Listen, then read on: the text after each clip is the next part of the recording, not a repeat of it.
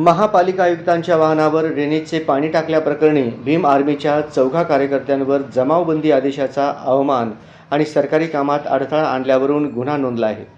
शिवाजी माणिक गायकवाड, राहणार शेळगी यांनी या प्रकरणी फिर्याद दिली आहे. अजय संतोष मेंदर्गीकर, श्रीकांत भिकाजी कांबळे, संगपाल परमेश्वर भांगे, सूरज नामदेव गायकवाड सर्वजण राहणार सोलापूर अशी गुन्हा नोंदलेल्यांची नावे आहेत. सदर बाजार पोलीस ठाण्यात BNS 132 324 4 324 5 7 135 अन्वये गुन्हा नोंदला आहे.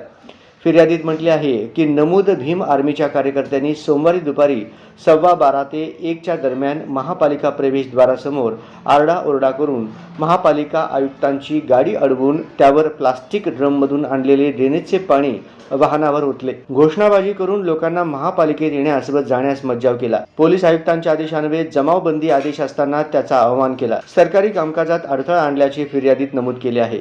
या प्रकरणी अधिक तपास महिला फौजदार भट्टे करीत आहेत.